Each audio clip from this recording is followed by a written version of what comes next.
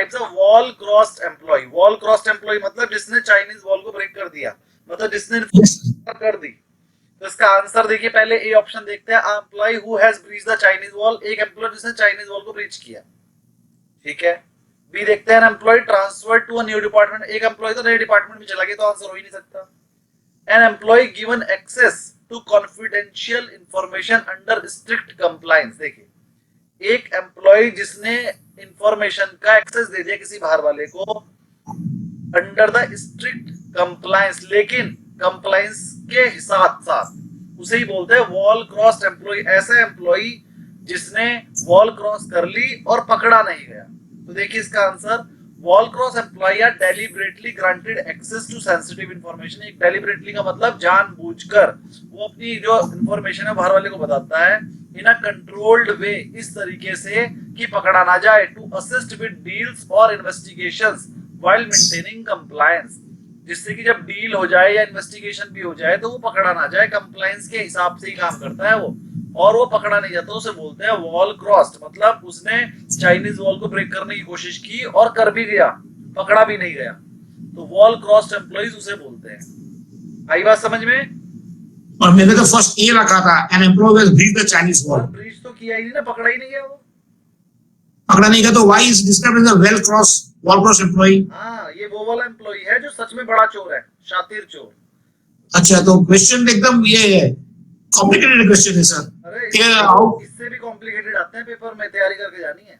Because I wrote answer A, who has breach Chinese wall. जानबूझ के ऐसा answer डालेंगे कि आप गलत वाला टिक करो, जानबूझकर ऐसा आंसर होगा उसके अंदर, लेकिन ओके सर, ऑप्शन किया होगा तो फिर अब सही होगा, क्योंकि अब ओके सर, किया है तो अब पेपर में आप सही करेंगे। तो well okay sir, wall crossed का मतलब है कि आदमी ने फ्रॉड किया लेकिन पकड़ा नहीं जाएगा, उसने कंप्लायंस के साथ फ्रॉड किया। Okay sir. तो ये वॉल क्रॉस एक चोरी के ऊपर सीधा चोरी नहीं करना चाहिए। सर, चोरी के ऊपर सीधा चोरी। चोरी करनी है लेकिन अच्छे से की है, पकड़ा नहीं जाएगा लीगली, ओके सर, तो ओके उसे सर, बोलते थे वॉल क्रॉस, और जब भी वो पकड़ा जाएगा सजा तो उसे मिलेगी। यस सर, तो बोलते थे कि हमें इस चीज का भी ख्याल रखना है, चाइनीज वॉल तो बनानी बनानी है लेकिन वॉल क्रॉस एम्प्लॉय भी ना हो कोई। Okay sir, I understood sir. सबको समझ में आ गया concept?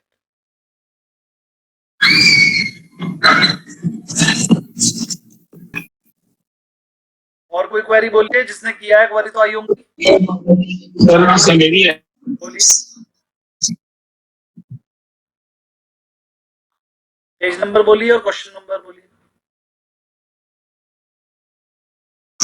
Page number 8, question number 8। Page number 8 सब। Which of the following statement follows the accrual basis of accounting? accrual basis क्या होता है पहले वो समझ लीजिए, फिर इसका आंसर देंगे।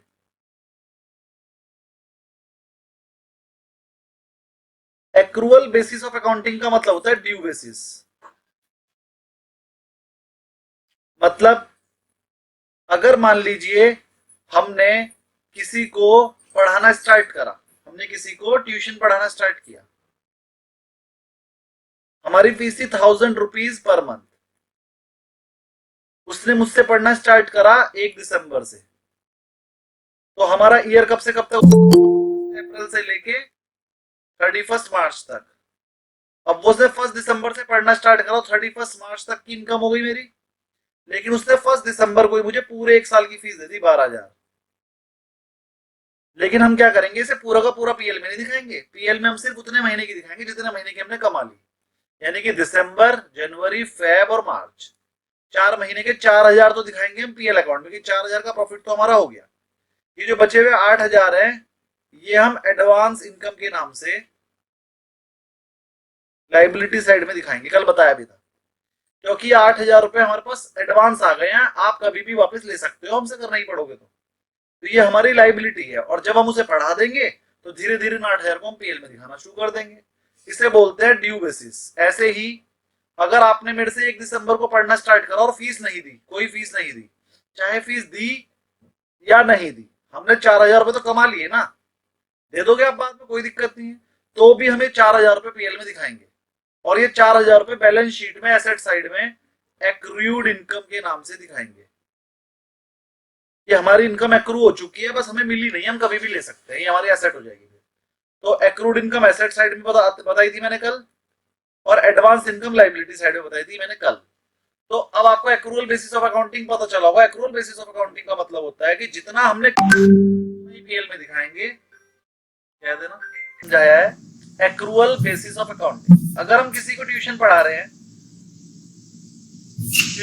और उसने ट्यूशन पढ़ना स्टार्ट किया 1 दिसंबर को, और हमारा ईयर कौन सा होता है 1 अप्रैल से लेकर 31 मार्च तक, और 1 दिसंबर को जैसे उसने पढ़ना स्टार्ट किया उसने पूरे साल की फीस मुझे दे दी 1000 रुपीज पर मंथ के हिसाब से, 12,000 रुपीज पूरे साल की फीस। तो जब हम प्रॉफिट एंड लॉस अकाउंट बनाएंगे उस साल का, तो हम कहेंगे कि प्रॉफिट एंड लॉस कब तक का है 31 मार्च तक का। तो 31 मार्च तक की ही इनकम प्रॉफिट एंड लॉस में दिखाएंगे। 31 मार्च तक की कौन कौन सी होगी, दिसंबर, जनवरी, फरवरी और मार्च, ये 4 महीने की जो 4,000 रुपए फीस होगी पीएल में दिखाएंगे, और बचे हुए 8,000 रुपए एडवांस इनकम के नाम पर ऐसे लायबिलिटी साइड में दिखा देंगे। दूसरा केस, बच्चे ने पढ़ना स्टार्ट कर दिया और पैसे नहीं दिए, 1 रुपए नहीं दिया, तो हमने 4 महीने उसे पढ़ा दिया है, तो 4 महीने के पैसे उसने चाहे दिए या नहीं दिए इससे फर्क नहीं पड़ता, लेकिन हमने पढ़ा दिया है, तो वो प्रॉफिट एंड लॉस अकाउंट में दिखाएंगे। और ये 4,000 भी उसने नहीं दिए हैं तो एक्रूड इनकम के नाम से एसेट साइड में आएंगे। इतने में किसी को कोई प्रॉब्लम? और क्वेश्चन ये था कि एक्रूअल बेसिस ऑफ अकाउंटिंग कौन फॉलो करता है, तो आपने आंसर दिया प्रॉफिट एंड लॉस अकाउंट, क्योंकि accrual basis of PL account में वही इनकम दिखाओ जो कमा ली गई हो। तो इसका आंसर इसलिए पीएल अकाउंट आया। बैलेंस शीट में तो इनकम दिखाते ही नहीं है, और कैश फ्लो स्टेटमेंट में सब कुछ कैश बेसिस पे होता है, एक्रूअल बेसिस पे नहीं होता। एक्रूअल बेसिस होता है कि सर जितना हमने कमा लिया वो दिखाएंगे, और कैश बेसिस होता है सर कमाया चाहे हो या ना हो, अगर हमें कैश मिल गया तो इसे इनकम मान लेंगे, उसे बोलते हैं कैश बेसिस। तो कैश फ्लो स्टेटमेंट हमेशा कैश बेसिस पे बनता है, पीएल अकाउंट हमेशा एक्रूअल बेसिस या फिर ड्यू बेसिस, और उसका तीसरा नाम भी है मर्केंटाइल मर्केंटाइल। हाँ, ये भी याद करना। सर इसको ऐसे बोल सकते हैं, income approved but not received. Income approved but not receive, ये थी 4,000 रुपए जो मैंने देखिए। म्यूट हो जाइए अगर जिसके यहाँ से ये आवाज आती है। नेक्स्ट क्वेरी बोलिए, ये समझ में आ गया राधा जी?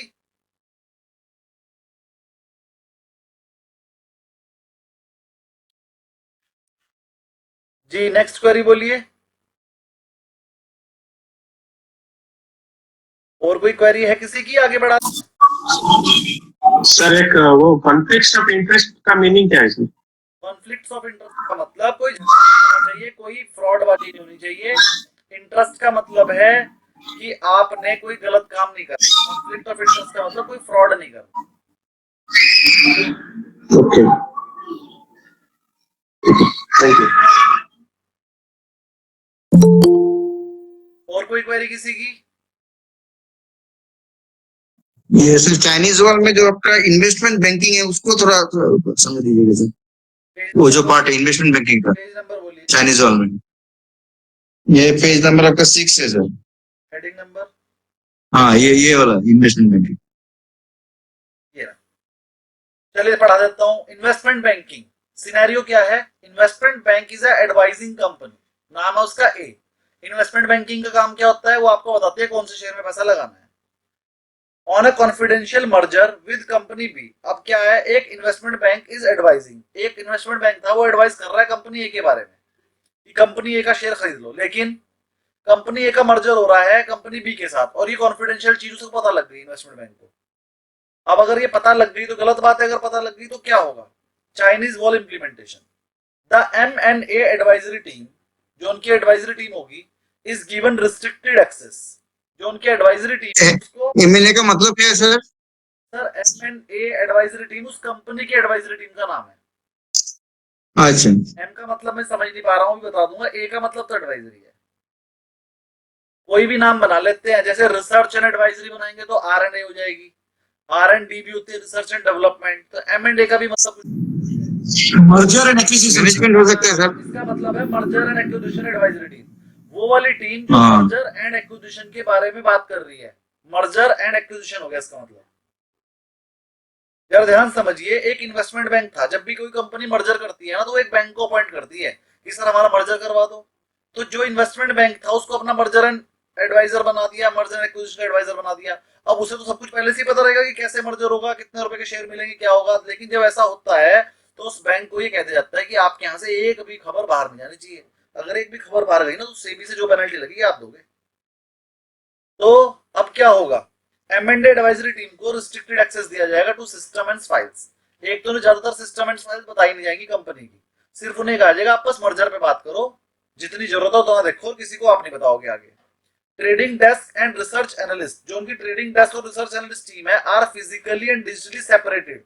जो ट्रेडिंग करती है कंपनी की और जो रिसर्च करती है उन दोनों को सेपरेट कर दिया जाएगा, क्योंकि रिसर्च टीम। सर यहाँ पे जैसे एक मिनट आपको इंटरप्ट कर रहा हूँ सर। हाँ, बोलिए। यहाँ पे जैसे कंपनी बी के साथ मर्जर हो रहा है, ठीक है, तो जितने भी आपने जो कंडीशंस बताया ये सब दोनों कंपनी के लिए आपका ये है एप्लीकेबल है? अभी तो इन्वेस्टमेंट बैंकिंग वाली जो कंपनी है ना उसके लिए बता रहे हैं हम। जो हाँ बैंकिंग कंपनी है अच्छा, ट्रेडिंग, उसे ए कंपनी के बारे में भी सब कुछ पता है और उसे बी कंपनी के बारे में पता है और दोनों के मर्जर के बारे में भी पता है। तो ऐसे केस में ट्रेडिंग उसकी दो टीम होती है, एक ट्रेडिंग टीम होती है और एक रिसर्च टीम होती है। जो रिसर्च टीम है उसे सब कुछ पता है, ट्रेडिंग टीम को इस बारे में कुछ नहीं बताया जाएगा, पहला रूल। क्योंकि अभी मर्जर हो रहा है तो मर्जर करवाने का काम रिसर्च टीम का होता है, सिर्फ ट्रेडिंग टीम का काम तो खाली ट्रेडिंग करना होता है। तो रूल ये है कि जब तक ये रिसर्च कर रहे हैं इस वाली बात पे और ये पब्लिक ना हो जाए तब तक ट्रेडिंग वाली टीम को कुछ नहीं बताएंगे। तो उन्हें फिजिकली भी और डिजिटली भी सेपरेट रखा जाएगा, कोई भी चीज वहां पर से निकलनी नहीं चाहिए। Employees are formally well wall crossed and must sign confidentiality agreement. कह रहा है एम्प्लॉइज जो है ना वॉल क्रॉस्ड होने चाहिए। वॉल क्रॉस्ड मतलब फॉर्मली वॉल क्रॉस्ड मतलब उनकी कोई गलती नजर नहीं आनी चाहिए। रिद्धि, उनकी कोई भी गलती नजर नहीं आनी चाहिए, वॉल क्रॉस्ड होने चाहिए मतलब उनकी गलती नहीं। अगर कोई गलती करे भी तो इस तरह से करनी है जो रूल्स हैं।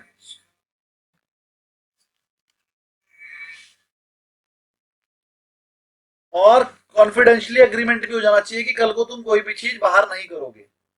इंटरनल कंप्लायंस ऑफिसर जो होगा वो मॉनिटर करेगा, चेक करेगा communications and transactions for breaches, कि कोई अपना बंदा बाहर तो नहीं कर रहा कोई, ये सब चीजों की वो ध्यान रखेगा। पर्पस क्या है, बस कि prevent traders from acting on non public information. Insider trading नहीं होनी चाहिए विच इज इलीगल। अगर इनसाइडर ट्रेडिंग हो गई और सेबी को पता लग गया तो पूरे इन्वेस्टमेंट बैंकिंग की पूरी पे आपके ऊपर सिग्मा लग जाएगा, पेनल्टी, और जिसने की होगी उस पर भी लगेगी। क्लियर? Clear sir. यहाँ पे जैसे वॉल क्रॉस जो होगा वो विद गाइडलाइंस जो होगा उसके अंदर ही होगा ये वॉल क्रॉस। वॉल क्रॉस का मतलब होता है कि आपने लीक कर दी इंफॉर्मेशन, लेकिन करी है बिल्कुल तरीके से, पकड़े नहीं गए और कुछ गलत नहीं किया। जैसे कि मान लीजिए आपने कुछ नहीं किया, आपने बस बाहर गए, उसे पहले ही बता रखा था अगर मैं लेफ्ट हैंड उठाऊंगा तो ये कंपनी खरीदनी है और अगर मैं राइट हैंड उठाऊंगा तो ये बी कंपनी खरीदनी है, और बाहर जाके आपने हैंड उठा दिया। अब यहाँ पर किसी को कुछ लेफ्ट हैंड और राइट हैंड का मतलब क्या है, सिर्फ जिसे आपने बताना था उसे पता है और आपको पता है। लेकिन अगर ये बात बाद में खुल गई तो ये वॉल क्रॉस्ड एम्प्लॉय कहलाएगा। और उस केस में हालांकि इसने कुछ करा नहीं है, इसने कोई इन्फॉर्मेशन बाहर लीक नहीं करी, इसने सिर्फ हाथ उठाया, और हाथ उठाना तो कोई इलीगल काम नहीं, लेकिन इसे इलीगल मान लिया जाएगा, वॉल क्रॉस्ड के अंदर कवर कर लिया जाएगा। और वॉल क्रॉस्ड एम्प्लॉय जब पकड़ा जाता है तो उसको सजा हो जाती है। कोई इलीगल काम ना करने के बाद भी इसको सजा हो जाएगी, क्योंकि वॉल क्रॉस्ड की डेफिनेशन में आ जाएगा।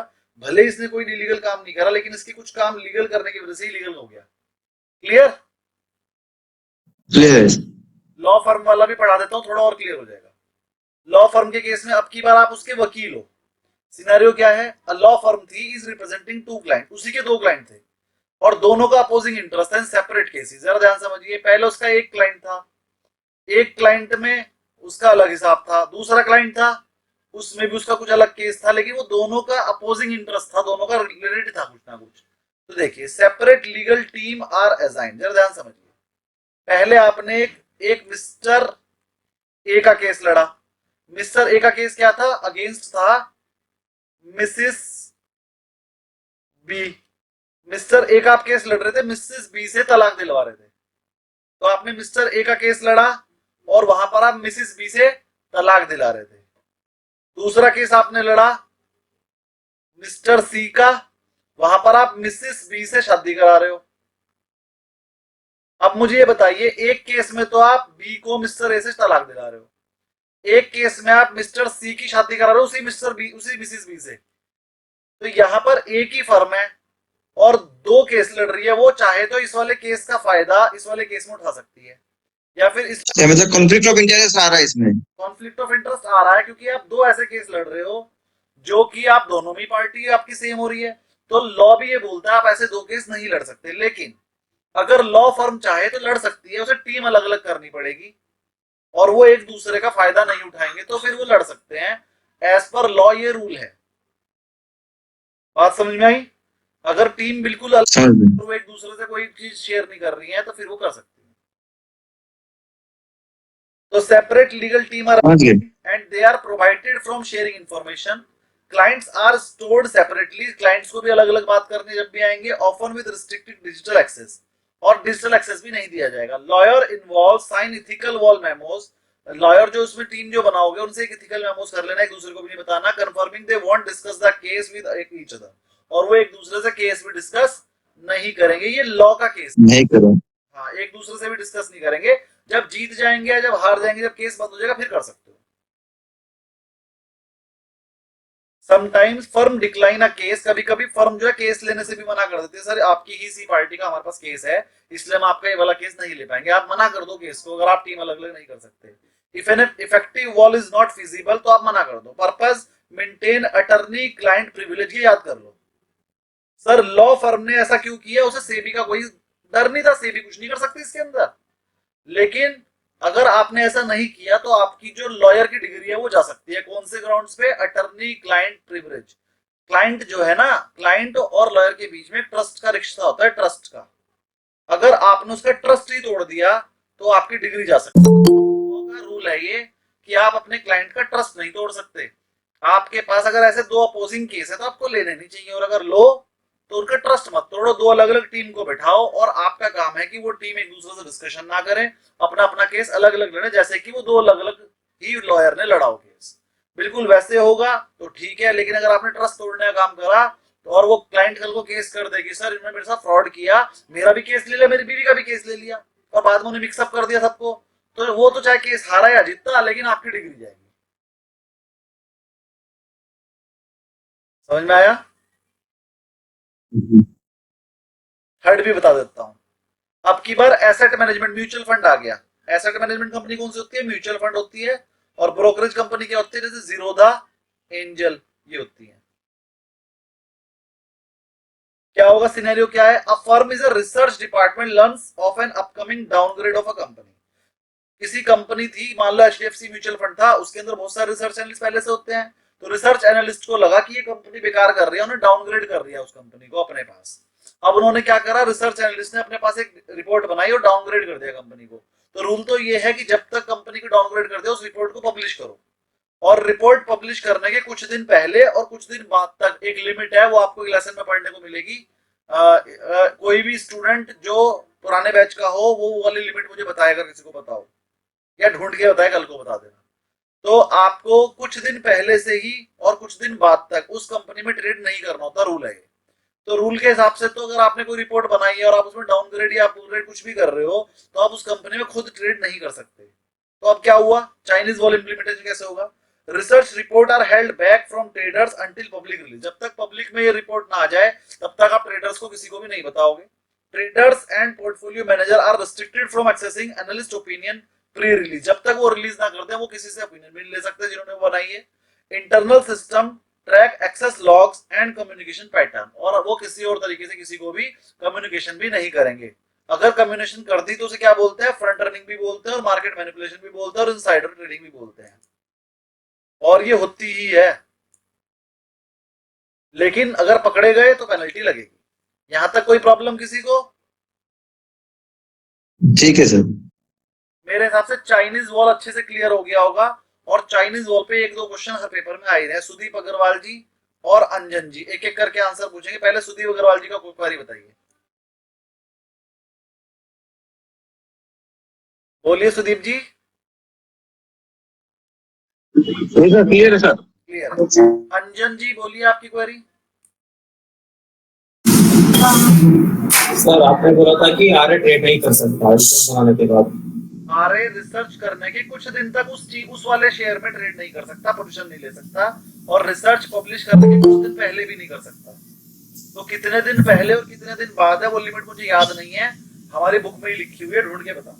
सब जिनका पेपर है कम से कम वो तो बता ही दो, जिनका हाँ सर, तब तक वो शेयर भाग गया तो शेयर चाहे भागे चाहे गिरे आप नहीं ले सकते। आपने रिपोर्ट बनाई है, रिपोर्ट आप दूसरों के लिए बनाते हो, अपने लिए थोड़ी। सर हम ले सकते हैं, लोगों को बता सकते हैं, लोग ही लेंगे। अगर आपको लेना है तो फिर रिपोर्ट पब्लिश मत करना, आप अपनी रिसर्च कर लो, रिसर्च करने के बाद लेके बैठ जाओ, रिपोर्ट मत डालना फिर। वरना ऐसा अज्यूम कर लिया जाता है आप अपनी डिग्री होने का फायदा उठा रहे हो। पहले खुद शेयर लेके बैठ गए, फिर लोगों को बताया भैया ये खरीद लो, तो लोगों ने भी ले लिया, तो आपने trust of breach of trust कर दिया। अरे लोग आप पे विश्वास करते हैं, आप डिग्री होल्डर हो, आप कुछ गलत काम नहीं करोगे, क्या तरीका हुआ? पहले खुद ले लिया फिर बता रहे हो लोगों को ले लो, फिर जब लोग ले लेंगे और बढ़ जाएगा आप बेच दोगे, गलत है। तो सेबी सर 3 महीने पहले तो ले सकते हैं, 3 महीने पहले तो ले सकते हैं, कितने दिन पहले? 3 महीने पहले। एक करके बोलिए, पहले सब म्यूट कीजिए। Sir 7 days prior and 30 days after publish। ठीक, बिल्कुल ठीक। 7 दिन, जिस दिन आपने रिपोर्ट पब्लिश की सब म्यूट हो जाएंगे। जिस दिन आपने रिपोर्ट पब्लिश की उसके 7 दिन पहले तक भी नहीं ले सकते। मतलब आपने जब भी कोई शेयर लिया है उसके अगले 7 दिन तक आप उसकी रिपोर्ट नहीं दे सकते, पहली चीज। और रिपोर्ट पब्लिश करने के 30 दिन बाद तक भी ना ले सकते, ना पिछला लिया हुआ बेच सकते। अगर आपने कोई 2 साल पहले लिया था तो रिपोर्ट पब्लिश करने के 30 दिन बाद तक आप उसे बेच भी नहीं सकते और नया भी नहीं खरीद सकते, और रिपोर्ट पब्लिश करने के 7 दिन पहले भी नहीं ले सकते, वरना उसे फ्रंट रनिंग मान लिया जाएगा। जी सुदीप अग्रवाल जी, क्वेरी बोलिए। सर कोई बड़ी नहीं है, ठीक है, समझ में आ गया। Very good. अब हम आगे बढ़ रहे हैं। मुझे लग रहा है ये 7 to 11 पेज नंबर जो मैंने बोला था ये शायद किसी की क्वेरी अब नहीं है। सर वो क्वालिटेटिव एंड क्वांटिटेटिव वाला जो है पेज नंबर बोलिए, पेज नंबर बोलिए।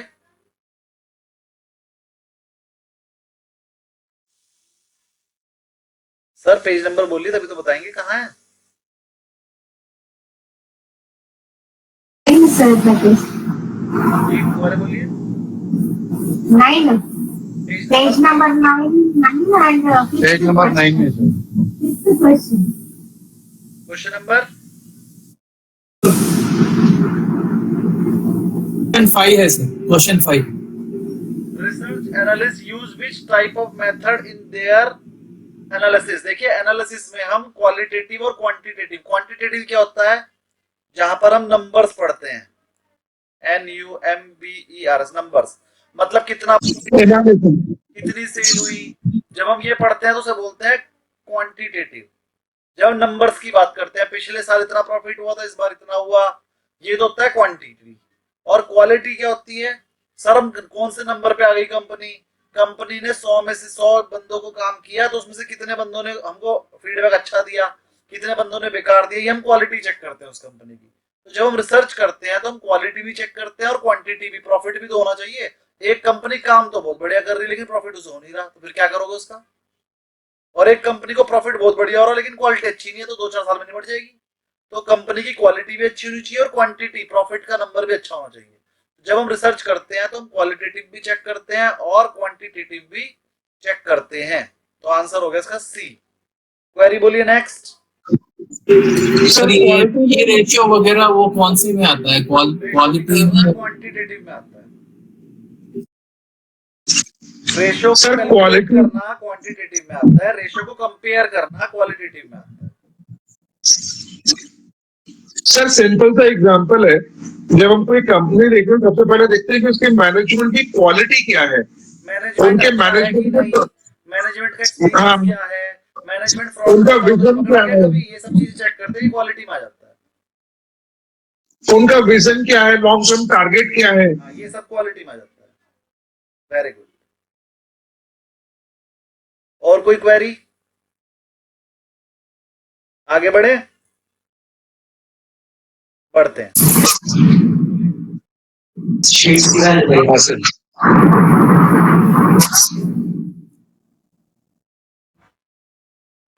है कोई क्वेरी?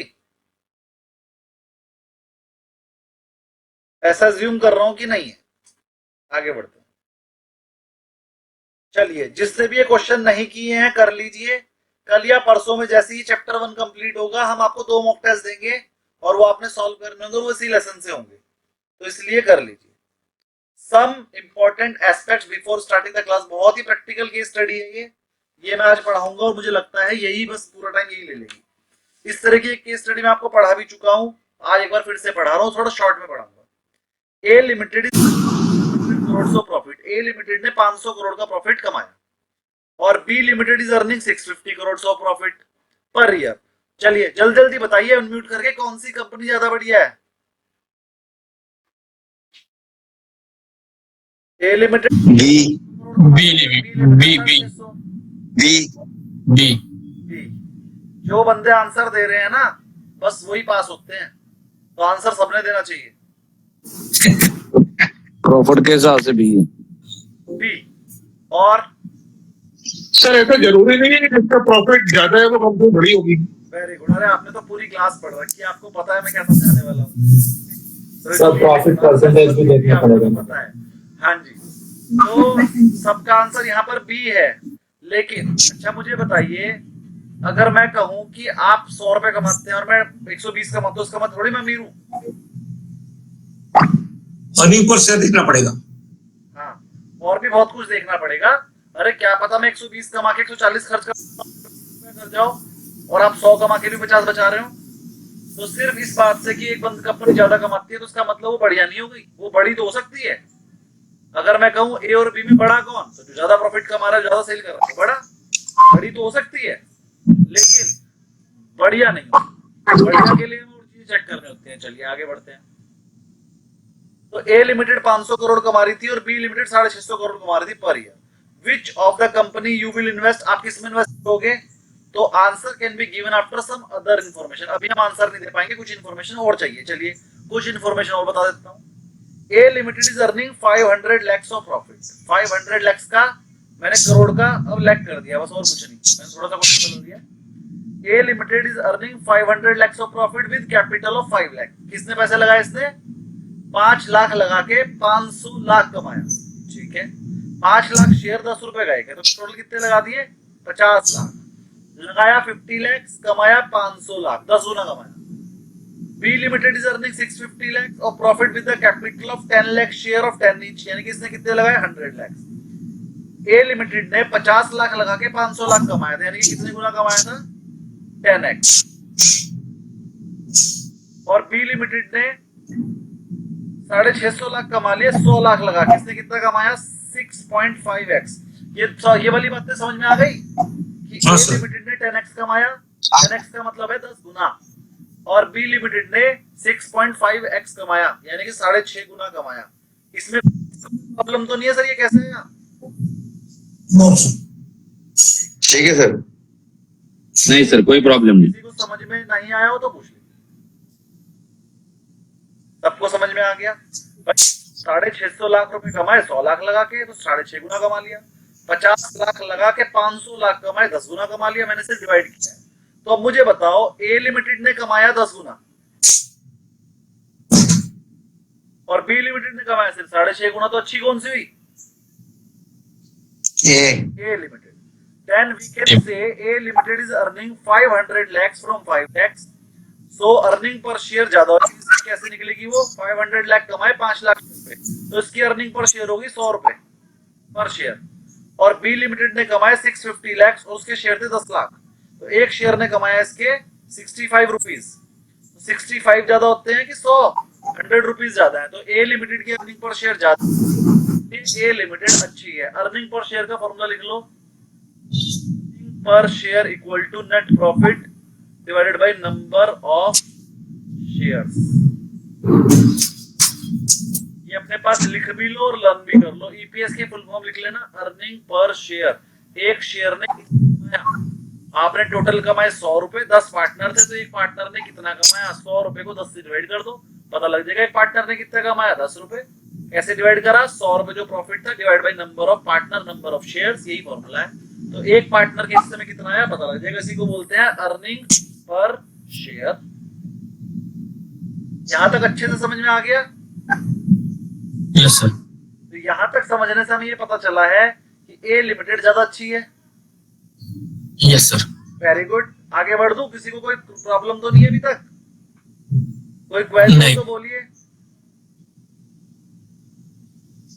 वेरी गुड, आगे बढ़ो। ठीक है सर। जी जी, आगे बढ़ते हैं। अब थोड़ी सी मैंने पिक्चर और चेंज कर दी। Later on in which company you will invest depending upon the price. कह रहा अभी हमें ये तो पता लग गया कि ए कंपनी का ईपीएस ज्यादा है, ये तो हमें पता चल गया, लेकिन इसका मतलब ये नहीं है कि हम ए कंपनी का शेयर खरीदेंगे। अभी हम चेक करेंगे ईपीएस ज्यादा है लेकिन प्राइस कितना है, प्राइस भी तो पता करना पड़ेगा। अब अगर आपको मान लो पता चला if price per share of A limited, A company का प्राइस है 1000 रुपीज और उसका एक शेयर कितना कमाता है ए लिमिटेड का? 100 रुपए। 100 रुपए का ईपीएस है और 1000 रुपीज का प्राइस है, तो एक फॉर्मूला होता है price earning ratio equal to price upon EPS, यानी कि हम ये भी लिख सकते हैं market price per share upon earning per share. याद करना इजी होता है, एमपीएस डिवाइड बाय ईपीएस। अब अगर ए लिमिटेड की बात करें, ए लिमिटेड का पीई रेशियो निकाल लें तो प्राइस है उसका 1000 रुपए, कमाता है वो 100 रुपए, ये हो गया 10 गुना। मतलब कंपनी ए अपने अर्निंग से 10 गुना पे ट्रेड कर रही है और कंपनी बी का प्राइस है 585 और कमाया था उसने 65, ये 9 गुना पे ट्रेड कर रही है। अब मुझे बताओ ए कंपनी ज्यादा बढ़िया कि B company? B sir, B. Price earning जितना कम हो उतना बढ़िया, क्योंकि ए कंपनी को खरीदने के लिए हमें उसकी अर्निंग से 10 गुना पैसा देना पड़ रहा है और बी कंपनी को खरीदने के लिए हमें उसकी अर्निंग से सिर्फ 9 गुना ही देना पड़ रहा है। अब भैया 9 गुना देंगे ना, 10 गुना क्यों दें? तो इसका मतलब वैसे तो ये कंपनी बड़ी है, प्रॉफिट भी ज्यादा है, बड़ी भी है, लेकिन प्राइस बी का कम है कंपैरिजन में और हम बी ही खरीदेंगे। और यहाँ पर कम का मतलब ये नहीं है कि 1000 से कम है, कम है 585, पीई रेशियो कम है, पीई रेशियो। किसको ये बात समझ में नहीं आई वो बोलिए। Understood sir. रिपीट करना। किसको समझ में नहीं आई वो बोलिए। रिपीट करना। रिपीट करता हूँ, किसको और समझ में नहीं आई? नहीं आई Radha ji? I got it. Got it. और कोई जिसको समझ में ना आई हो? चलो सर एक बार रिपीट। एक बार रिपीट कर देते, जिनको नहीं आई वो इस बार समझेंगे।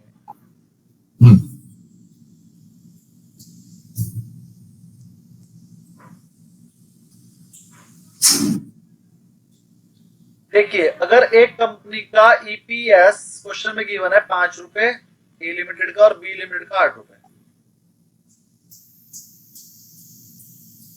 और प्राइस गिवन है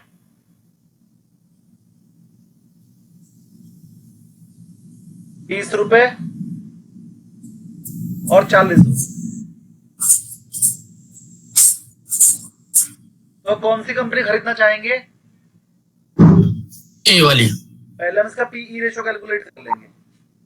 पीई रेशियो का फॉर्मूला होता है प्राइस डिवाइड बाय ईपीएस, तो 20 डिवाइड बाय 5 कर देंगे 4 आ जाएगा और 40 डिवाइड बाय 8 कर देंगे 5 आ जाएगा।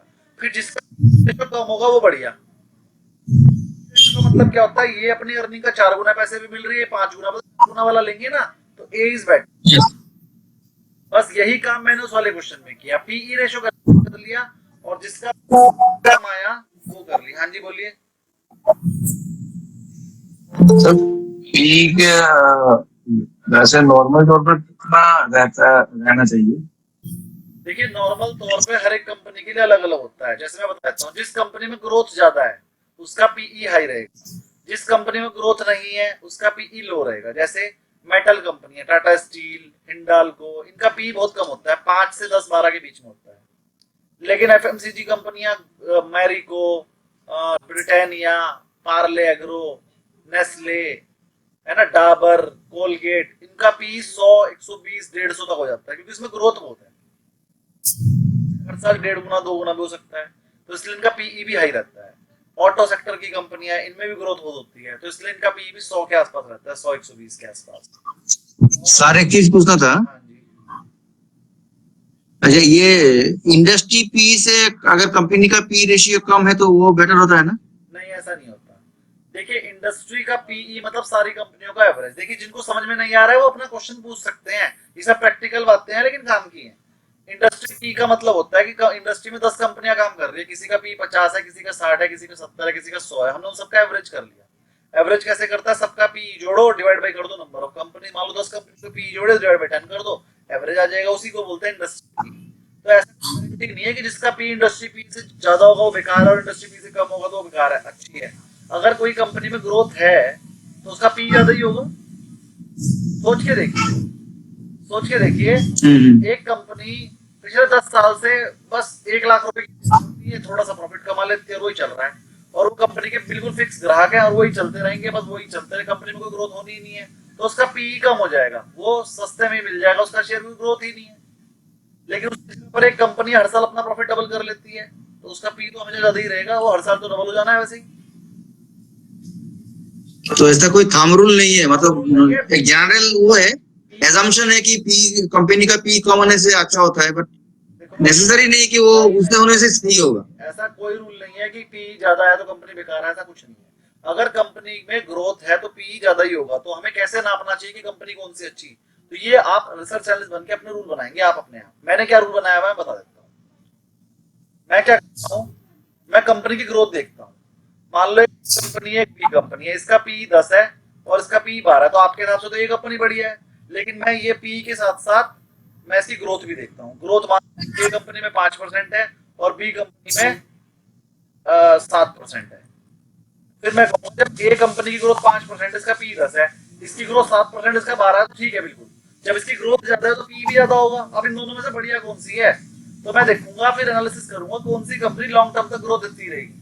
अब अगर मुझे लगा कि ए कंपनी लॉन्ग टर्म तक ग्रोथ देगी तो फिर तो पी 10 कम है, फिर तो ढेर लो जी। और अगर मान लो बी कंपनी लॉन्ग टर्म तक ग्रोथ देगी तो फिर बी को उठा लूंगा, अगर इन दो में से एक लेनी है तो। मतलब मैं पी को कंपेयर करूंगा ग्रोथ से, अगर उसकी ग्रोथ ज्यादा है और ग्रोथ का अब मान लो हो जाए। और एक चीज है, पी का जस्ट मैं इंटरप्ट कर रहा हूँ, पी के साथ सर पार्टिकुलर कोई कंपनी का ऑर्डर बुक भी कोई इसमें कोई होता है कैसा एनालिसिस? ऑर्डर बुक से तो पता चलेगा ग्रोथ कितनी है।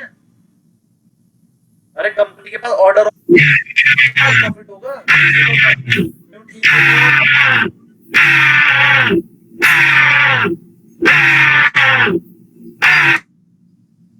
ऑर्डर बुक से ही पता चलेगा कि ग्रोथ कितनी आएगी कंपनी की। मान लीजिए इस बार कंपनी को जो सेल थी वो 100 करोड़ की थी, अब हमने ऑर्डर बुक चेक करी, उसके पास 200 करोड़ की तो ऑर्डर बुक है, तो मतलब 200 करोड़ की तो ऑर्डर बुक अभी है और पूरे साल में भी कुछ ऑर्डर ले लेगी, मतलब ये साल में 100 करोड़ की 250 करोड़ की सेल कर देगी।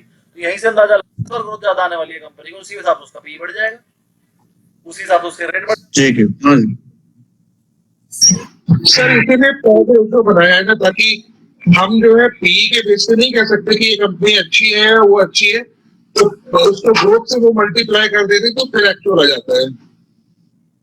बिल्कुल ठीक। लेकिन अगर कंपनी में ग्रोथ ही ना हो फिर तो पी के हिसाब से देखना पड़ेगा ना। मान लीजिए 2 कंपनियां, दोनों की ग्रोथ 5% की है, फिर तो पी कंपेयर कर लेंगे ग्रोथ से।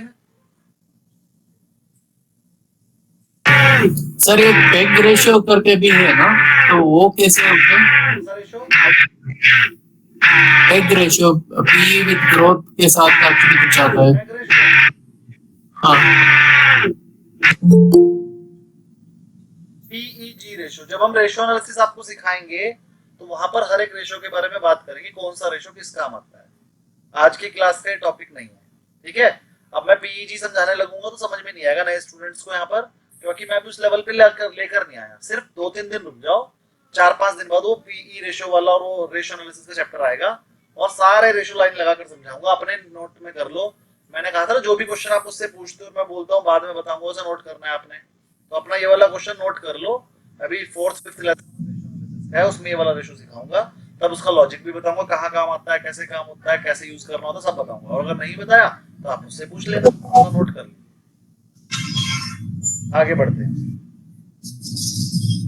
चलिए। तो अब हमने अगर प्राइस से पी रेशियो कंपेयर करा तो हमें पता चला कि ए लिमिटेड का पी रेशियो तो है 10 और बी लिमिटेड का है 9, तो हमें पता चला बी कंपनी ज्यादा बढ़िया है। अब अगर क्वेश्चन बदल दिया जाए, if price of B limited हो जाए 715 और ए लिमिटेड हो जाए 1000, तो क्या होगा सर? दोबारा पी रेशियो कैलकुलेट कर लेंगे।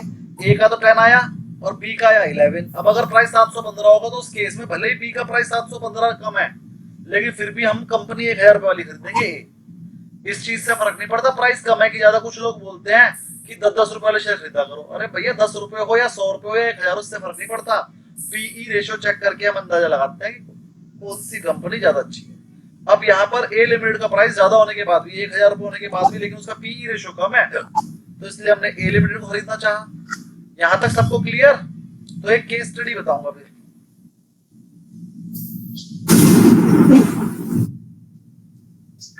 कोई क्वेरी? सर एक बार और रिपीट करेंगे सर? कर देंगे, बिल्कुल करेंगे।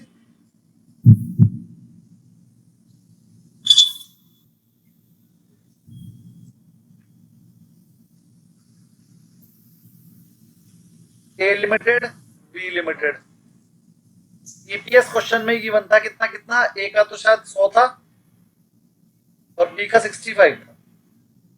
अब उसने बोला कि अगर मार्केट प्राइस पर शेयर 4 रुपए हो इसका, और इसका बोला था उसने 585, तो बताओ कौन सी लोगे? हमने पीई रेशियो कैलकुलेट कर लिया। पीई रेशियो का फॉर्मूला होता है एमपीएस अपॉन ईपीएस। तो एमपीएस 1000 और ये 1000, तो 1000 डिवाइड बाय 100 इसका 10 आ गया, और 585 डिवाइड बाय 65 इसका 9 आ गया। तो क्योंकि 9 कम है इसलिए बी लिमिटेड बढ़िया है। फिर दूसरा क्वेश्चन दिया इन्होंने, ईपीएस 100 रुपए ही था और 65 ही था, लेकिन इस बार मार्केट प्राइस बदल दिया। ए का तो दिया और बी का रख दिया 715। हमने फिर से पीई रेशियो कैलकुलेट कर लिया। इसका 10 आया, इसका 11 आया। अब की बार ए का कम है, अब की बार ए खरीद लेंगे जी। अगर कहें तो एक बार और समझा दूंगा, बताइए समझ में ना आया हो तो।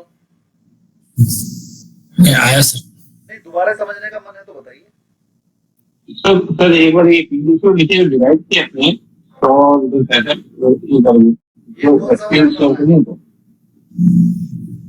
पीडीएफ में डिवाइड किए सर, ठीक है, तो डिवाइड ठीक है सर, ओके हो गया क्लियर? ओके।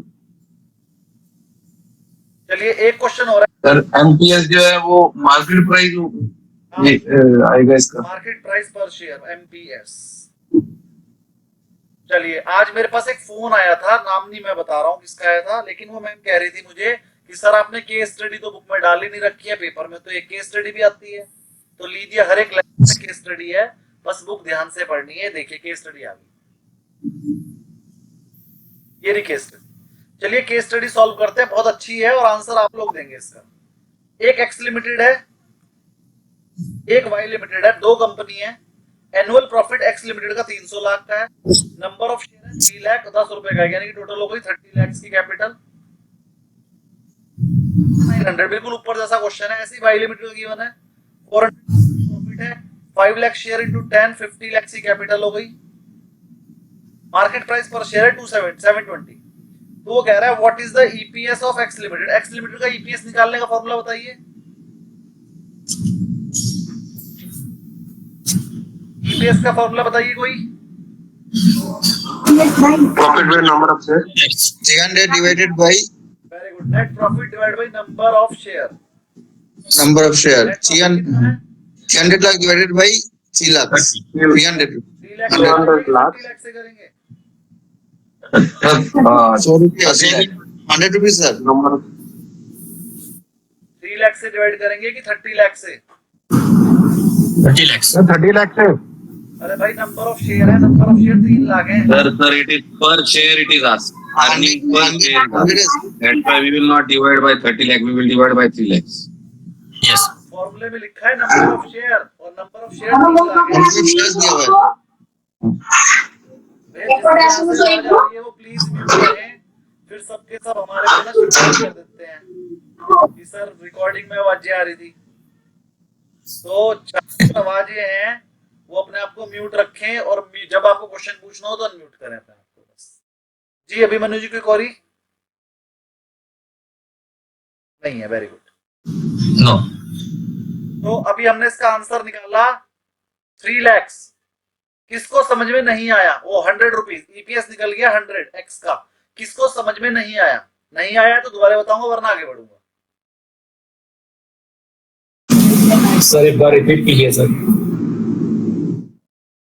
देखिए ईपीएस का फॉर्मूला होता है, ईपीएस का फॉर्मूला होता है ये, नेट प्रॉफिट को डिवाइड करते हैं नंबर ऑफ शेयर से, तो अर्निंग पर शेयर निकल आती है। नेट प्रॉफिट क्वेश्चन में गिवन है, ये रहा 300 लाख, और नंबर ऑफ शेयर भी क्वेश्चन में गिवन है 3 लाख। तो हमने डिवाइड कर दिया, आंसर आ गया 100 और एक नंबर मिल गया। पेपर में इतने इजी क्वेश्चन आते हैं, लेकिन कंफ्यूज नहीं होना, किसी और चीज से डिवाइड मत कर देना, जो फॉर्मूला है वो याद करके जाना है और फॉर्मूले के हिसाब से सॉल्व कर देना है। समझ में आया कि दोबारा बताना है? मैं समझ गया। चलो तो अगर समझ में आ गया तो समझ में आया। वाई लिमिटेड का ईपीएस बताओ। 8 रुपए। 80। हाँ जी, किसको किसको समझाया था मैंने? 80 rupees sir, 80 rupees.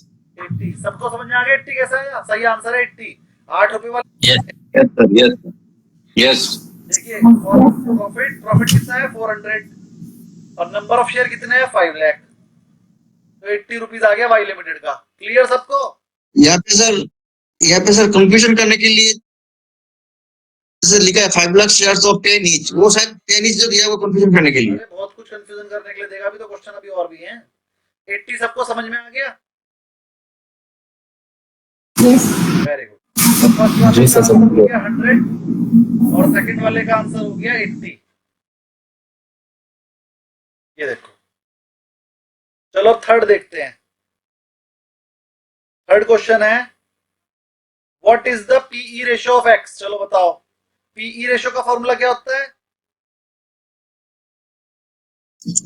Market price divided by EPS. Market price by EPS. तो एक्स का मार्केट प्राइस क्या है? 900 ईपीएस 900। 900 क्या है?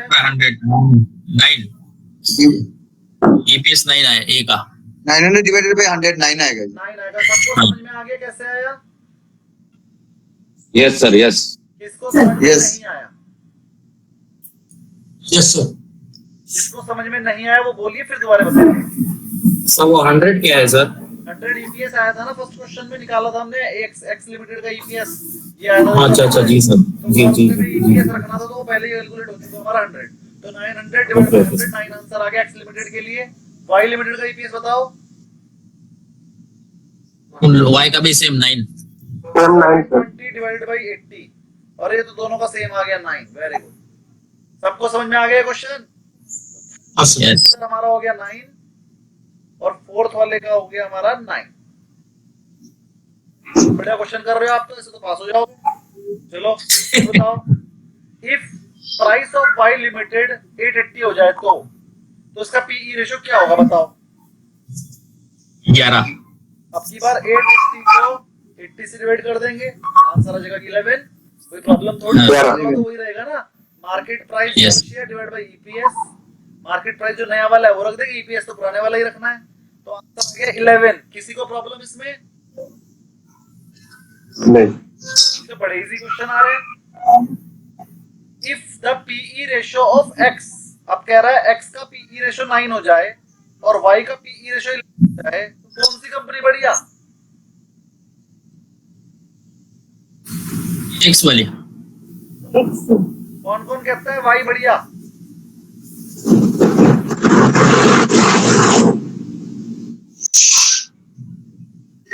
वाई कोई नहीं कह रहा। Very good. पीई रेशियो जिसका कम होगा वही बढ़िया। अरे भाई एक्स लिमिटेड का शेयर 9 गुने पे मिल रहा है, वाई का 11 गुने पे मिल रहा है, मैं 11 गुने पैसे क्यों दूं? मैं तो 9 गुने दूंगा बस। तो जिसका पीई कम वही बढ़िया। तो इसका आंसर हो गया एक्स लिमिटेड। कितने बच्चे से क्वेश्चन आ रहे हैं, और अगर आपका कंसेप्ट गलत होगा तो आप ये भी गलत करोगे। कंसेप्ट सही है तो समझने हैं, कंसेप्ट ठीक रखना है अपना। कंसेप्ट सही रहेगा तो आप सारे क्वेश्चन कर लेंगे। अरे बार बार मैं म्यूट कर रहा हूँ, बार बार आप अनम्यूट कर लेते हैं। तभी अनम्यूट करना है, तब तक म्यूट रहना है। चलिए, तो इसका आंसर हो गया एक्स लिमिटेड। अगला क्वेश्चन है, अगर अरे भैया म्यूट कर लीजिए प्लीज।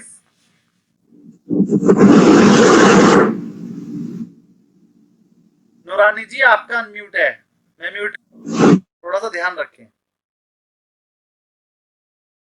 हाँ जी, 7th question, if the market price of x limited 1200 हो जाए तो उसका पीई रेशियो बताओ। पीई रेशियो का फॉर्मूला 12 हो जाएगा। 12 होगा।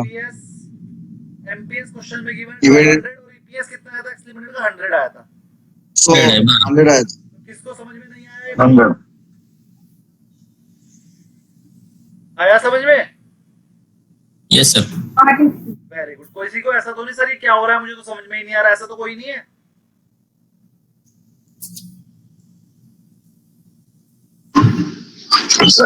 सर इसी से कम 4-5 क्वेश्चन आएंगे। मैं तो कह रहा हूँ जब ये छोटे छोटे से कंसेप्ट है, मैंने 2 फॉर्मूले बताए हैं बस आज, एक ईपीएस का एक पीई रेशियो का, और उसी क्वेश्चन आ गए और 3-4 आएंगे पेपर में इन 2 फॉर्मूले पे ही। मतलब अगर ये 2 फॉर्मूले याद करके जाओगे 4 नंबर आ जाएंगे और प्रैक्टिस करके जानी है बस, और कुछ भी नहीं करना है। डरना नहीं है, न्यूमेरिकल तैयार करके जाने, बहुत इजी न्यूमेरिकल आते हैं, बच्चे वाले क्वेश्चन आ रहे हैं, मतलब उसमें कुछ है क्या, कैलकुलेटर की भी जरूरत नहीं पड़ रही। तो किस किस को समझ में आ गया? जिसको समझ में आ गया वो अनम्यूट करके बोलिए sir very good. Sir we understood sir. Very good. We understood it. Very good sir, very good. Very good sir, we understood sir. Very good. EPS PE ratio. बहुत बढ़िया बहुत बढ़िया, सब जगे हुए हैं, सबने नेस्कैफे पिया आज। जगाओ जगाओ।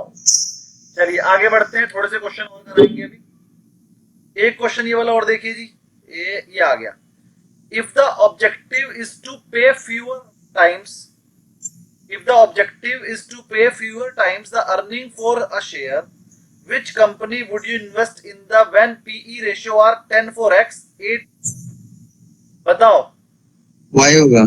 8 बाय। Y होगा। आंसर किसका होगा? y, Eight. क्योंकि y का कम है Y। तो आंसर y। ज्यादा पढ़ने की जरूरत ही नहीं है, जिसका PE कम वही आंसर।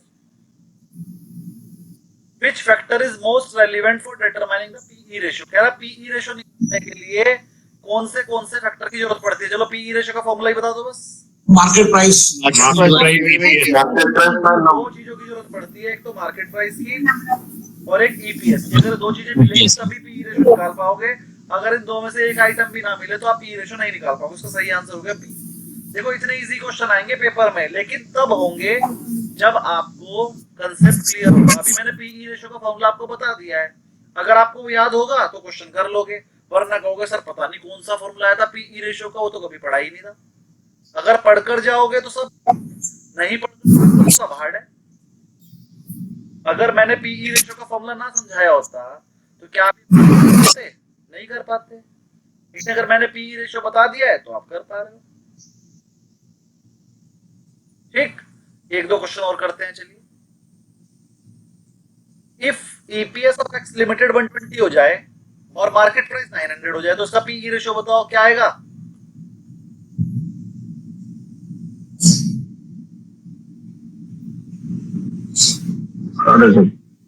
नीचे आएगा ये। 7.5 सर, कम हो जाएगा, डिक्रीज होगा। इसका पीई रेशियो, और पहले कितना था? 100 जो 10 पहले कितना था? 100 था सर। 10 था। 10 था। 100 तो ईपीएस था। ईपीएस 100 था। एक्स लिमिटेड का पीई रेशियो ही निकाला था आपने, ये रहा 9 था। 9 था ना पहले, और अब कितना आया? 7.5। तो आंसर क्या होगा? कम होगा। Decrease होगा। आंसर हो गया भाई 9 से घट के 7.5 आ गया, तो आंसर हो गया डिक्रीज। आया समझ में? तो किसको मतलब एक शेयर पे वो कमा रहा है 7.5। ये कमाई नहीं है, ये प्राइस टू अर्निंग रेशियो है। पहले वो अर्निंग का 9 गुना पैसे दे रहा था, अब अर्निंग के 7.5 गुना दे रहा है, मतलब शेयर के रेट गिर गए हैं। पहले 9 गुना थे, अब 7.5 गुना ही रह गए हैं, मतलब शेयर सस्ता हो गया, लेना। पीई रेशियो पे क्या इफेक्ट पड़ा? पीई रेशियो कम हुआ है। EPS अर्निंग पर शेयर और PE ratio price earning ratio. EPS जितना ज्यादा हो उतना बढ़िया, पीई जितना कम हो उतना बढ़िया। कभी भी आपसे पूछेगा कौन सा शेयर खरीदना है, तो जिसका ईपीएस ज्यादा होगा वो खरीद लेना, जिसका पीई कम होगा वो खरीद लेना। हमेशा ईपीएस जितना ज्यादा हो उतना बढ़िया, पीई रेशियो जितना कम हो उतना बढ़िया। यहाँ तक किसी को कोई प्रॉब्लम? और 10 के 10 क्वेश्चन मैं नहीं करा दिए आपको, घर से करने के लिए देने थे, लेकिन मैंने करा दिए। ईपीएस और पीई दोनों माइनस में कब आएंगे सर? सर ईपीएस माइनस में तब आएगा जब कंपनी को लॉस हो रहा होगा, क्योंकि प्रॉफिट है ही नहीं, लॉस है, तो लॉस पर शेयर निकल आएगा, फिर लॉस माइनस में होता है। और जब लॉस माइनस में होगा तो पीई तो माइनस में होगा ही होगा, क्योंकि फॉर्मूला तो वही लगाओगे ना। जब कंपनी लॉस में होती है तो उसका ईपीएस और पीई नेगेटिव होते हैं, तो इसका आंसर होगा when the company incurred losses. और कोई तरीका हो ही नहीं सकता है नेगेटिव करने का। और ये बहुत इंपॉर्टेंट क्वेश्चन आपने मुझे याद करवा दिया, अभी मैं अपनी बुक में डाल दूंगा, ये बहुत बढ़िया क्वेश्चन है।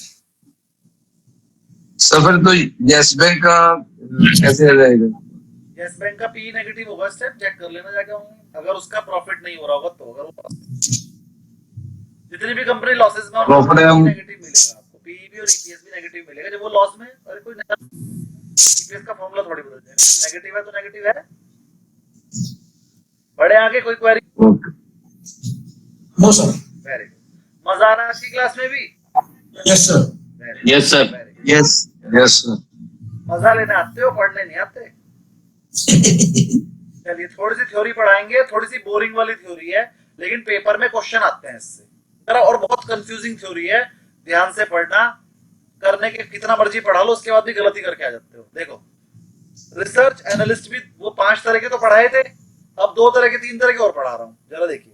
Research analyst are defined by the nature of the analysis they do, the coverage and the use of the recommendation they provide. Let us understand some of them. कह रहा 2 तरह के और समझ लो। एक होता है सेल साइड एनालिस्ट। एक एनालिस्ट होता है वो सिर्फ ये देखता है यार कौन कौन सी कंपनियां ऐसी हैं जिनके शेयर महंगे हो गए हैं अपनी वैल्यू के हिसाब से, और वो उसका काम होता है सर जी इसे बेच दो, इसे बेच दो। सिर्फ बेचने की बात करता है, खरीदने की बात ही नहीं करता। उसे बोलते हैं सेल साइड एनालिस्ट। और उसे क्या बोलते हैं? उसे बोलते हैं बियर। बियर, बियर मतलब भालू, और भालू मतलब यार ये हमेशा मरने की बात ही करता है, नेगेटिव बंदा। धीरे चलने वाला पेरिश, पेरिश का मतलब सर धीरे चलने वाला। हाँ, धीरे चलने वाला नहीं। ये यहाँ पर शेयर मार्केट की भाषा में पेरिश का मतलब नेगेटिव, नीचे गिरने वाले, घर से नीचे गिरता है वो। हाँ, उसे बोलते हैं बेरिश। तो जो सेल साइड एनालिस्ट होता है वो हमेशा बेचने की बात ही करता है। तो वो कौन सा होता है सर? वो क्यों करता है ऐसी बात? क्योंकि इज अ फाइनेंशियल प्रोफेशनल। वो ऐसा प्रोफेशनल होता है who works for the brokerage firm. अब ये ब्रोकरेज फर्म क्या होती है? एंजल, जीरोधा। अब इनका काम क्या होता है? ये आपको कहते हैं भैया अपने अकाउंट में 100 रुपए डाल लो और 500 रुपए का सामान खरीद लो। भाई अगर आपके अकाउंट में 100 है तो आप 200 लिमिट दे देते हैं आपको 100 रुपए की। लेकिन फिर ये भी बोलते हैं अगर लॉस हो गया तो पैसे लेंगे, और अगर पैसे ना दिए तो आपका माल काट देंगे। तो जो सेल साइड एनालिस्ट होता है वो जीरोधा में और एंजल में काम करता रहता है, और उसका काम ये होता है जैसे शेयर गिरा ना तो वो कहते हैं बेचो, जल्दी बेचो उसका शेयर। या तो पैसे मांगते हैं, अगर आप पैसे नहीं दोगे तो वो आपका शेयर बेच देते हैं। तो उनका काम होता है बेचना, जो पैसे नहीं देगा उसका शेयर बेच दो, इसलिए उसे बोलते हैं सेल साइड एनालिस्ट। वो किसके साथ काम करता है? ब्रोकरेज फर्म के साथ। पेपर में क्या आएगा? Where the sell side analyst works. आपको आंसर देना पड़ेगा ब्रोकरेज में, कंफ्यूज नहीं होना है, क्योंकि ब्रोकरेज फर्म शेयरिंग बंद होगा। हाँ जी, शेयरिंग बंद होगा। स्क्रीन शेयर तो है, नहीं है सर। अब आया। हाँ तो वो मैं उधर ही देख रहा था ना। सेल साइड एनालिस्ट का कहाँ काम करता है सर? एक तो ब्रोकरेज फर्म में करता है, एंजल वगैरह में, इन्वेस्टमेंट बैंक्स में भी करता है, और रिसर्च इन जगह पर ही करता है। ये पहले म्यूट कीजिए जिसकी आवाज आ रही है। And provides stock research, stock research करता है, इन्वेस्टमेंट रिकमेंडेशन देता है, मार्केट एनालिसिस भी करता है इंस्टीट्यूशनल के लिए, रिटेल इन्वेस्टर्स के लिए। लेकिन their primary goal is to help and make informed investment decision by offering buy, sell, hold recommendation. देखो बाय की बात भी करता है वो सेल की बात भी करता है और होल्ड की बात भी करता है, लेकिन सबसे ज्यादा सेल की बात करता है, इसीलिए उसे सेल साइड एनालिस्ट बोला जाता है। और वो कहाँ काम करता है? ब्रोकरेज फर्म, इन्वेस्टमेंट बैंक और रिसर्च इंस्टीट्यूशन में, सेल साइड एनालिस्ट। और सबसे ज्यादा काम उसका ब्रोकरेज फर्म में होता है, क्योंकि ब्रोकरेज फर्मों से बेचने की बात ही करनी होती है, खरीदने की तो करनी। सबको समझ में आ गया? सेल साइड एनालिस्ट सबसे बढ़िया उसका एग्जांपल है ब्रोकरेज फर्म। याद हो गया? अगला हो गया बाय साइड एनालिस्ट। ये कभी भी बेचने की बात नहीं करता, ये लॉन्ग टर्म का बंदा होता है, और ये सिर्फ कहाँ काम करता है सर? म्यूचुअल फंड में। म्यूचुअल फंड के ऊपर रूल है कि तुम सिर्फ खरीद सकते हो या फिर जो तुमने पहले खरीद लिया उसे बेच सकते हो। म्यूचुअल फंड शॉर्ट सेलिंग कर ही नहीं सकते, रूल है उनके ऊपर ये। तो इसलिए वो अपने यहाँ पर बाई साइड एनालिस्ट रखते हैं। बस तुझे खरीदने की बात करनी है, शॉर्ट तो मारते ही नहीं।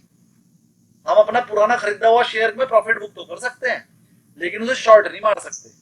तो बाई साइड एनालिस्ट कहाँ काम करता है? म्यूचुअल फंड में, हेज फंड में, या फिर पेंशन फंड में, या फिर एएमसी में, या फिर इंश्योरेंस कंपनी में। सबकी सब सिर्फ खरीदने की बात करती है, बेचने की तो करती ही नहीं। तो इन्हीं को बोलते हैं portfolio managers. By side analyst को ही बोलते हैं पोर्टफोलियो मैनेजर।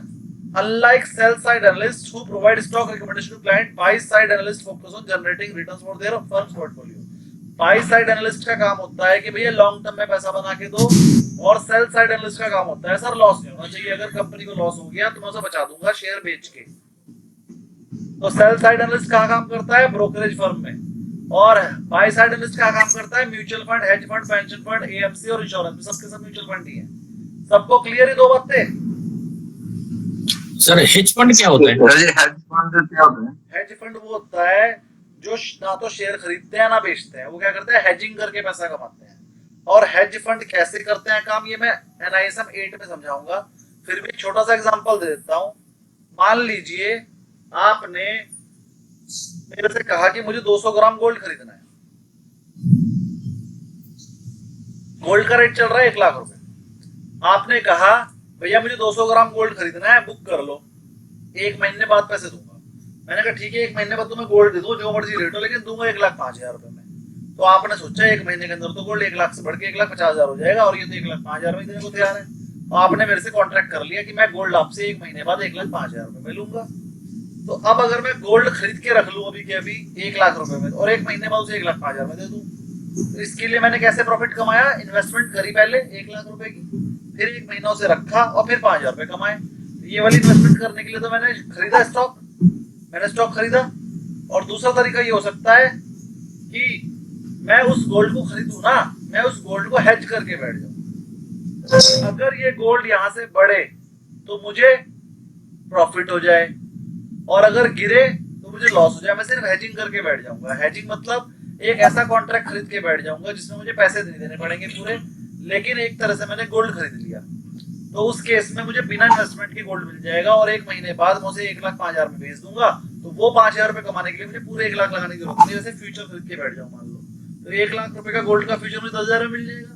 तो वही 5,000 में 10,000 से भी कमा सकता हूँ। समझ में आया? हेज फंड करते हैं। सर हाँ जी, सर एक सवाल है, पूछूं क्या? हाँ एक दो पूछिए। हाँ सर, ये सेलिंग साइड के जो हैं वो F&O में भी काम करते हैं क्या फिर? F&O में ही करते हैं ज्यादातर, क्योंकि तो सेल ही करना है ना उन्हें। तो अच्छा, और कोई क्वेरी? अरे सर ये जो सेलर साइड है, अगर बाय भी कर लिया, नहीं एक क्वेश्चन ऐसा है, म्यूचुअल फंड अगर ओनली बाय करता है तो ये शॉर्ट सेलिंग कौन करते हैं सर? हेज फंड हमेशा शॉर्ट सेलिंग ही करते हैं। अच्छा, क्योंकि उन्होंने कैश में जो माल खरीद रखा है उसको हेज करने के लिए शॉर्ट करते हैं। हेज करने का मतलब कि कोई चीज बेचनी है लेकिन नहीं बेचनी है, नहीं बेचना है लेकिन बेचना है तो उसे हेज कर दो। तो अब ना उसके बढ़ने में प्रॉफिट होगा ना घटने पे लॉस होगा। हेज हो गया, हेज हो गया मतलब इस तरह से बिकी गया। मतलब हम बाय भी कर दें और और हेजिंग भी कर दें। हाँ, एक पॉजिटिव पोजीशन के लिए एक नेगेटिव पोजीशन बनाने को ही हेज बोलते हैं। सिंपल बोले तो मेरे पास अगर कम हो जाएगी। एक एक करके बोलिए जी, क्या सिंपल क्या? ये सिंपल है कि मेरे पास अगर रिलायंस की मान लो 1000 शेयर्स है, तो उसके करस्पॉन्डिंग में उसका कॉल सेल कर दूंगा। तो मुझे नीचे भी आया तो कॉल प्रॉफिट देगा, और ऊपर गया तो मेरा इक्विटी प्रॉफिट देगा। लेकिन ये पार्शियल हेजिंग है, क्योंकि कॉल सिर्फ कितने रुपए तक का प्रॉफिट देगा जितने की बेची है। हाँ, अगर आपने कॉल 5 रुपए की बेची, बाकी सब अपने कान बंद कर लो, समझ में नहीं आएगा। जिनको समझ में आ रहा है, जिनको फ्यूचर मार्केट और कॉल ऑप्शन पता है उनको ही समझ में आएगा, बाकी सब मत सुनना। हाँ, आप देखो मान लो 1,000 रुपए का रिलायंस का शेयर खरीदा आपने, उसके बदले में 5 रुपए की 1,000 रुपए की कॉल बेच दी। अब अगर वो 1000 से गिर के 990 चला गया तो फ्यूचर में तो 10 रुपए का लॉस होगा, और कॉल आपकी 5 रुपए से 4 रुपए आएगी, 1 रुपए आएगी, तो 4 रुपए का प्रॉफिट होगा। तो वो पार्शियल हेज हुआ, क्योंकि वो आपको पूरा का पूरा लॉस कवर करके नहीं दे रहा है। लेकिन अगर आपने रिलायंस के 1000 शेयर के बदले उसका फ्यूचर बेच दिया तो वो फुल्ली हेज हो गया। अब रिलायंस का शेयर अगर 1 रुपए गिरेगा तो फ्यूचर भी 1 रुपए गिरेगा, तो एक तरफ 1 रुपए का प्रॉफिट है, एक तरफ 1 रुपए का लॉस हो जाएगा। हेज वहां पे कॉल बेच के आप पार्शियल हेज हो। Okay, thank you. तो हेज आपको अच्छे से समझ में आ गया होगा अभिमन्यु जी। सर तो फिर प्रॉफिट कैसे निकला? प्रॉपर क्या? तो फिर सर प्रॉफिट कैसे निकलेगा? हेज करने के बाद प्रॉफिट होता ही नहीं है। हेज करने का तो मतलब ये होता है ना मुझे प्रॉफिट चाहिए ना लॉस, मैंने अपने आप को हेज कर लिया, मैं तो अब बिल्कुल मतलब खत्म होगी, पोजीशन नहीं है मेरी। मतलब कैपिटल को प्रोटेक्ट करना है मेनली। कैपिटल को प्रोटेक्ट करने के लिए हेज किया जाता है।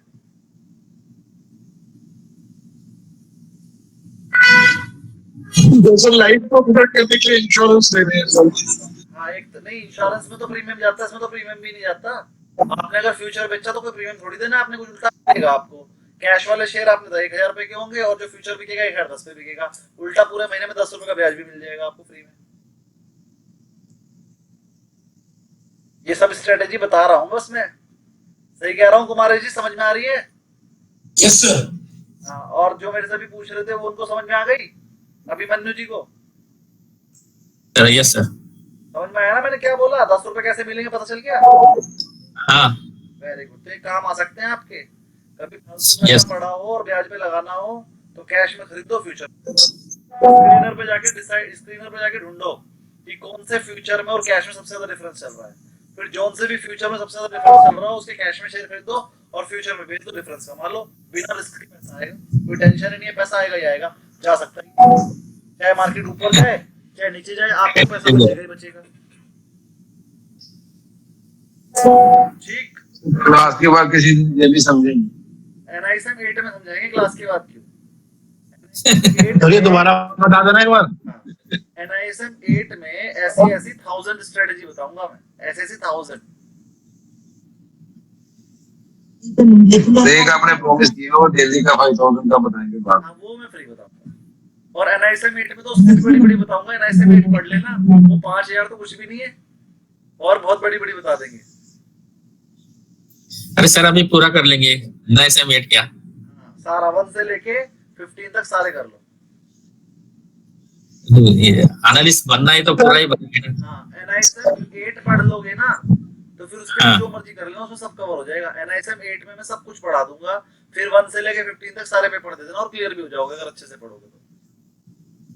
एनआईएसएम 8 में मैं इतना दे दूंगा, उसके बाद मेरे पास देने के लिए कुछ बचेगा नहीं, सब पढ़ा दूंगा, जितना मेरे अंदर है सब पढ़ा दूंगा।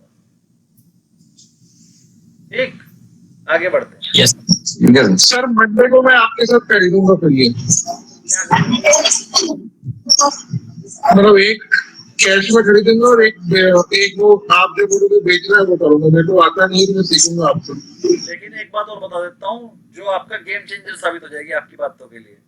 फ्यूचर जो होता है वो एक लॉट होता है, पूरा लॉट खरीदना पड़ता है। किसी भी कंपनी का फ्यूचर खरीदोगे 8 लाख रुपए से कम नहीं आएगा। तो ऐसी ये वाली स्ट्रेटेजी करने के लिए पहले तो 8 लाख रुपए कैश में खरीदना पड़ेगा, फिर फ्यूचर में बेचने के लिए भी कम से कम 2-2.5 लाख रुपए का प्रीमियम लगेगा। तो ये स्ट्रेटेजी करने के लिए कम से कम 10-10.5 लाख रुपए लगाने पड़ेंगे। बचेगा क्या? दोनों का डिफरेंस, और डिफरेंस बहुत ज्यादा नहीं होता है, 1% के आसपास होता है। तो 10.5 लाख रुपए लगा के पूरे महीने में 8,000 रुपए बचेंगे। करना है कर लो, प्रॉफिट ही होगा, 8,000 का होना ही होना है। डिफरेंस ज्यादा भी होता है तो कभी कभी 16,000 भी हो सकता है, वो आपको पड़ेगा कौन से शेयर के फ्यूचर में डिफरेंस ज्यादा है फिर उसमें कर देना। लेकिन इस काम को करने के लिए मिनिमम कैपिटल 10 से 11 लाख रुपए है। तो सर मंडे करें? हाँ बिल्कुल सर। वेरी गुड, तो कर लेंगे। रिस्क तो यही, मैं तो करता ही रहता हूँ, मेरे अकाउंट में करके दिखा दूंगा अगर आपको नहीं करना होगा। मेरे अकाउंट में तो बहुत बिल्कुल अपने में कर लीजिएगा चाहे मेरे में, वो कोई प्रॉब्लम नहीं, कर लेंगे। और कोई सा भी कर लेना, मेरे से पूछने की जरूरत भी नहीं है, क्योंकि इसमें कोई रिस्क है ही नहीं, एक तरफ खरीदना है एक तरफ बेचना है। चलिए आगे बढ़ते हैं। Role and responsibility of a buy side analyst, आप घर से पढ़ के आएंगे।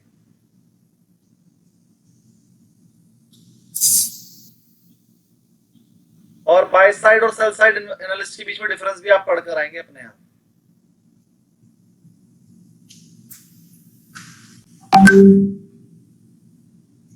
भी आप पढ़ेंगे, कंक्लूजन भी आप पढ़ेंगे, principle for interaction with company. Sir जब आप रिसर्च एनालिस्ट बन जाओगे तो आप कंपनी से बात करते करते क्या क्या ध्यान रखना है। देखो, इंडिपेंडेंस होनी चाहिए आपके अंदर और ऑब्जेक्टिविटी होनी चाहिए। ऑब्जेक्टिविटी का हिंदी मीनिंग होता है वास्तुनिष्ठ।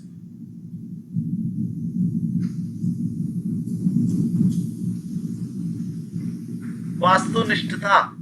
ऑब्जेक्टिविटी का मतलब होता है कि आपको अपने काम से मतलब होना चाहिए, बस फालतू का कोई काम नहीं करना। और इंडिपेंडेंस का मतलब होना चाहिए आपको डरना नहीं है किसी से भी, आपको जो सही लगे वो करना है, चाहे उसके लिए आपको मैनेजमेंट के खिलाफ भी बोलना पड़े। अब जरा ध्यान समझिए एक एग्जांपल। सर आप एक कंपनी की रिसर्च कर रहे थे, आप एक कंपनी की रिसर्च कर रहे थे और आपको उस कंपनी की रिसर्च करते करते पता चला कि अरे इस कंपनी ने 10 लाख का टोटली गलत कर रखा है अपने अकाउंट्स में, तो आप क्या करोगे? मैनेजमेंट को बोलेंगे सर गलती है। मैनेजमेंट को बोलोगे? अच्छा, फिर आपने और गहनता से, बिल्कुल सही आंसर है, आपको मैनेजमेंट को बोलना पड़ेगा भाई तुम्हारी गलती है, सही करो इसे अभी के अभी, नहीं करोगे तो सेबी को बता दूंगा। पहले एक बार लिखित में नोटिस दोगे अगर उन्होंने सही नहीं करा और उसकी पब्लिक मीटिंग में नहीं बोला हमने ठीक कर दिए, थोड़ी सी गलती थी तो ठीक, अगर नहीं बोला तो सीधे सेबी को लिख दो लेटर, फिर सेबी भेजेगी वापस, फिर सेबी उसकी ऐसी करेगी कंपनी की, सीधे कह दोगे आप। अच्छा, दूसरी चीज, आपने गहनता से उसकी रिसर्च करी तो आपको पता चला 10 लाख रुपए का टोटल जानबूझ के गलत किया था मैनेजमेंट ने, अब क्या करोगे?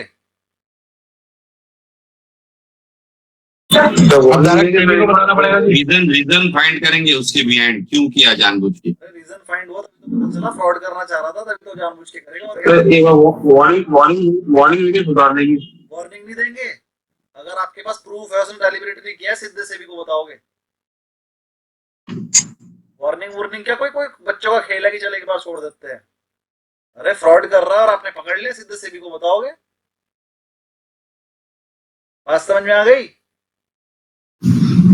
अगर आपको लगा मैनेजमेंट ने गलती कर दी तो गलती से करी तो फिर आप मैनेजमेंट को बताओगे भाई गलती मत किया कर, तुझे इस बात की सैलरी नहीं मिल रही, और वो ठीक करेगा, और ठीक करने के बाद उसकी पब्लिक नोटिस देगा कि देखो हमने ठीक कर दिए हैं। और अगर आपको ये लगा कि उसे जानबूझ के करी और आपके यहाँ प्रूफ है तो प्रूफ के साथ रिपोर्ट कर दो सेबी में, उसे निपटा देंगे, बस पहले जाएगी, सब कुछ होगा। चलिए जी आगे बढ़ते हैं, ये भी आपने खुद ही पढ़ना है, बहुत सारा दे रहा हूं मैं, ये प्रिंसिपल वगैरह थ्योरी है, बिल्कुल आप पढ़ लेना, बस ये भी आप पढ़ लेना पेज नंबर, और ये नंबर जरूर पढ़ के आना। देखो द एनरल स्कैंडल हुआ था, अभी स्कैंडल कैसे हुआ था पढ़ लेना, बहुत इंपॉर्टेंट। केस स्टडी सही बोलते हैं, जो मुझे कह रहे थे केस स्टडी नहीं सर आप पढ़ाती है, केस स्टडी देखो कितनी सारी। और ये लेसन हो गया खत्म, चैप्टर 1 के पीछे के क्वेश्चन भी करके लाना, चैप्टर 1 खत्म हो गया है। और मंडे को हम आपको इनकी प्रॉब्लम लेने के बाद, देखिए कितने सारे क्वेश्चन है, सारे करने हैं अब 2 दिन में, देखो कितने सारे हैं, बस यहाँ तक पेज नंबर 24 तक का सब कुछ करके आना है।